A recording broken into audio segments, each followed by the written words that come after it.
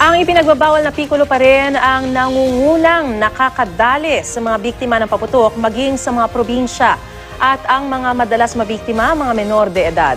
Narito po ang mainit na balita.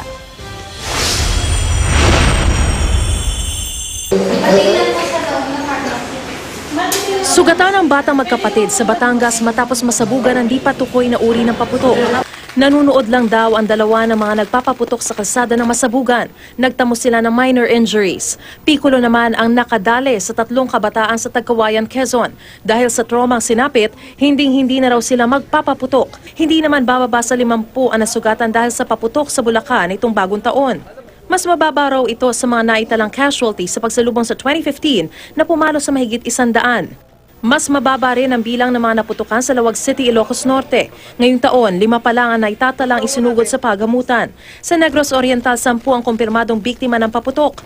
Karamihan sa kanila biktima rin na ipinagbabawal na pikulo. 44 na kaso naman ng firecracker-related injuries ang naitala ng Department of Health sa Cordillera Administrative Region o CAR. Sa ospital nagpalipas ang bagong taon ang 3 residente sa General Santos City matapos masabugan ng mga paputok. Kabilang sa kanila ang isang 12 anyos na lalaki at 44 na taong gulang na babae na kapwa naputukan ng pikulo. Kasabay naman ang mga biktima ng paputok, mayroon ding mga biktima ng ligaw na bala. Sa Jensan din, sugatan na isang lalaki matapos tamaan ng bala sa kamay. Lumabas lang ang biktima ng kanyang bahay para magpaputok ng tamaan. Sa Bacara, Ilocos Norte naman, nagsiselfie lang ang isang dalagita ng tamaan ng ligaw na bala.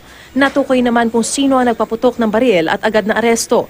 Kasagsagan din ng pagsalubong sa bagong taon ng tamaan ng bala sa paa ang isang lalaki sa Pagadian City. Aabot naman sa 4 na biktima ng stray bullets sa naitala sa Region 12. Sa kabila ng kampanya kontra indiscriminate firing, mayroon pa ring mga pasaway. Sa 4 na sugatan, 2 sa kanila ang menor de edad.